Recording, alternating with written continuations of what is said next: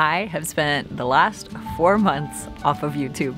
I have been praying, planning, strategizing, assessing, learning, growing, all of the things. All of that to realize that everything is changing. I am super excited to be back on here and just share with you all of the things that I have been learning and growing in. If you are returning, thank you. Thank you so much. I have missed our time communicating here on YouTube, and I am so excited to be back on here. And if you're new here, my name is Erin. I'm a homeschooling mom to 4 amazing kiddos, just about to start our 9th year of homeschooling. And my heart truly for this channel is to help encourage you in your own journey of homeschooling, to help you feel like you can do this and that it doesn't have to look like school at home in order to be successful. So that's what I'm all about here. If you're interested in that, please hit that subscribe button. During this time off, I really spent a lot of time working on my own heart and really taking time to focus on my family, to de-stress and try to simplify and declutter my life and my home and all of the things. And I feel so much more at peace now, having taken that time to build into myself and work on the areas that were really causing a lot of stress and anxiety within my own heart. And I'm so thankful to the Lord that He guided me through that process, that He allowed me to come to a breaking point where it helped me to realize how much my priorities had gotten mixed up. That caused me to pursue Him more and to really surrender more of my desires and my plans up to Him and His plans, because His plans are perfect where mine fail. One other thing that I have been working on while I was on this break, I'm super excited to let you know that I have finally put together a website.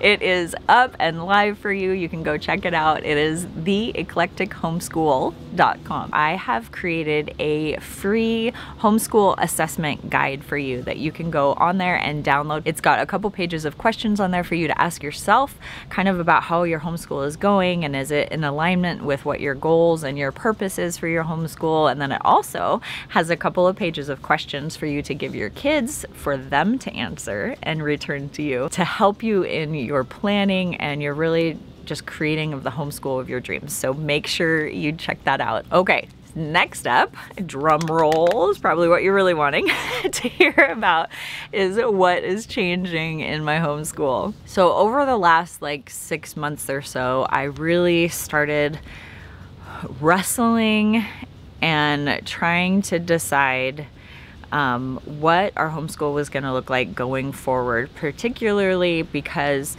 my oldest is going into 8th grade, so he's approaching high school, and the pressure really started weighing on me as far as how I'm going to make sure that I am doing all the required subjects and keeping all the records and all of the things to make sure that we're meeting all of our state requirements, but still educating in the way that I feel is the best way to educate and what my kids need. So I felt like there's kind of been this warring of ideologies between the school system and what they all do and what I feel like is better. I, for a long time, was not ready to produce any more content because I was so up in the air about what we were even going to be doing and what that was going to look like in the future.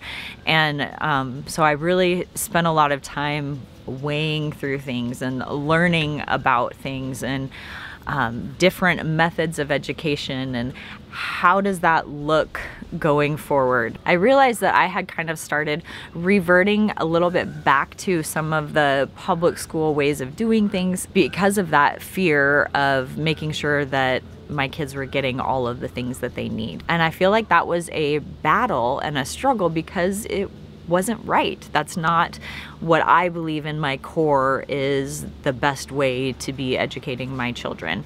Not to say that that doesn't work for other people's families. If you are very traditional in your homeschool and it works for you, that's amazing. That's great. I am not here to say that you're doing it wrong, but it wasn't right for us. And so that really kind of created this tension just within me in trying to figure out how I was going to be doing things. I truly, I spent so much time really thinking about and doing a lot of soul searching, and spent so much time trying to really identify and determine what our core goals and purpose and mission is, not just for our educating our kids, but for just our family in general. I realized that when I had started homeschooling, I kind of had these reasons, this understanding of why I was doing this, but I didn't have like a clear plan laid out for how I was going to achieve the goals that I wanted to put in place, and really like identify what those long-term goals were in the first place. And so I spent a lot of time kind of laying all of that out, asking myself a ton of like really hard questions to make sure that what we're doing is really what I know in my heart to be the best for our family, and really identifying and clearly laying out what our vision and goals and purposes are for our homeschool. And so I feel like I'm in the right place where I have that laid out. I know that within me now what that is, and that has been so freeing, let me tell you. it like truly life-changing. And so because of that, I have put together this vision planning guide to help you out along that path too. If you find yourself struggling and feeling like you're missing out on the potential of how great homeschooling really can be, if you don't have that clear plan and vision for your own homeschool, I encourage you to check out my homeschool vision planning guide that is up on my website. That guide will walk you through how to create a mission statement for your homeschool, how to cast a vision and lay out plans and goals for your homeschool, and how you can support those goals and all of those things, like to get your mind and your heart in place to truly create a purposeful homeschool where your family can thrive. And it will help you to make sure that what you are focusing on your homeschool is truly the most important thing to your family. Okay, but what is actually changing in our homeschool, right? That's the big question. A lot is the answer. I have, through all of that planning and assessing and all of those things, come to realize how much my heart and my vision for our homeschool really is in alignment with so much of Charlotte Mason's philosophy of education. And we have been Charlotte Mason inspired homeschoolers for quite a few years now. But like I said, as my oldest was entering middle school, I kind of started reverting back to some more of the curriculum and things like that, because I wasn't confident that what we were doing with a more Charlotte Mason philosophy was enough, and I wanted to make sure that he wasn't going to be missing out. But in learning more and reading more books about Charlotte Mason's philosophy and just how learning naturally takes place, I have become more than confident that following those ideas is enough. And not only it's enough, it's what's best for our family. And so we are going to be kind of going back to how we were doing things a couple of years ago, in being more Charlotte Mason inspired, interest-led unit studies. How that works in a nutshell is finding out from my kids, or really like being students of my kids and learning what they're interested in, and then finding ways to create unit studies around those interests, but in a Charlotte Mason philosophy approach, if that makes sense. I do have a video that I will link up here. That's kind of how we did that a couple of years ago. That was when all my kids were elementary or younger, and so things are a little bit different. We will be doing things on a deeper level, but the ideas are still there. So that's kind of going to be like our philosophy, our method of homeschooling. But there are also some things that I really am going to be putting some extra emphasis on this year, because I feel like they're super important, that I need to spend more time on them and really building them in our kids. And that first one is Bible study. We have been doing like family devotions, and my kids have always kind of read a little bit of the Bible every day, but I haven't really taught them how to actually study the Bible. And I feel like that is such an important life skill as a believer to learn how to interpret what scripture means and how we can learn to apply it to our lives. I'm really looking forward to spending more time building those skills in my kids and really teaching them how to dive deep in God's word, because that is the foundation. The Bible says that the fear of the Lord is the beginning of wisdom. And so I want to teach our kids how to know the Lord on a deeper level by studying his word. And then it kind of hand in hand with that is working on growing in virtue and character. And so again, we have done some character studies and things like that in the past, but I've driven to the idea of trying to find like one virtue, like kindness or self-control, things like that. Instead of trying to do all of these things at once, I think it's beneficial to focus on one thing at a time. And so we're going to be focusing on one character trait or one virtue each month, and really trying to emphasize that and build that into all of our hearts and lives. Another thing that's going to be changing is that I'm going to be working on building in more time in our schedule to allow for working on things like life skills and the fun stuff, arts and being creative and time outdoors. I feel like all of those things are super important for us to learn and to fit into our education, but it's often those things that get pushed to the side when we're so focused on the traditional mindset of having to get through our math and our science and our history and our language arts and our writing and our reading and all of the things every single day, right? So I want to be more intentional this year about having more free space and more time to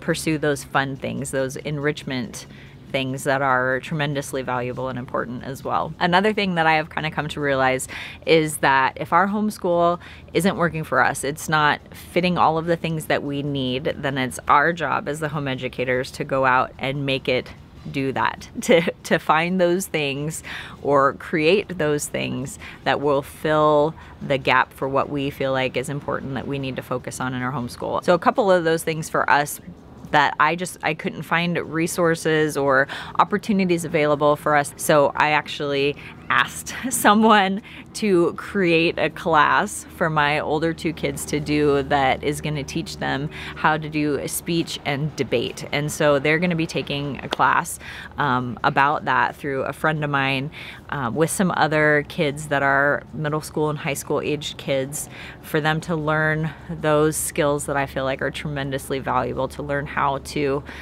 communicate effectively and how to listen actively and then respond thoughtfully and respectfully. So I'm super excited for them to be learning those skills from someone who is a former high school teacher that has the ability to teach them those things in a way that I think is going to be really powerful and effective. So I'm super excited about that. I have also decided to put together a small nature group for our family. If you've been around here for a while, you know that I was a part of a wild and free nature group for a couple of years before we moved here. Then this last year we were part of a different nature group where we just kind of went on some nature walks and that kind of stuff together, but there wasn't really any lessons involved in that, and I really miss that model of learning something together in community about the outdoors. And so I am gathering a couple of families where 1 week is going to be going on some kind of hike that, because we don't have little kids, we'll be able to do ones that are a little bit farther or a little bit harder. The second time that we meet during the month, we'll be working on some kind of survival skills. So we're going to work on learning how to start a fire with flint and steel, how to use a compass and hike safely, or how to build a shelter or set animal traps, or all those different kinds of survival skills.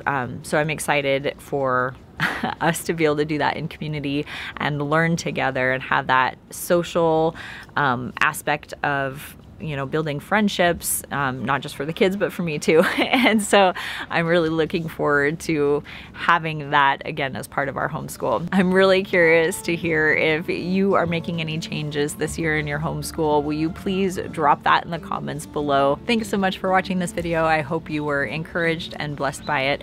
I again remind you to check out my website, the eclectichomeschool.com, where you can get either those free downloads of your homeschool assessment, or you can find that vision planning guide. If you find yourself in that place where you are kind of like I was a few months ago, just kind of stressed out and overwhelmed about your homeschool is going, make sure you check out this video here that is kind of gonna walk you through some of the mindset changes that really did help to transform our homeschool, and I hope that you will find some encouragement there as well. Thanks so much for watching. Have a great day. Bye.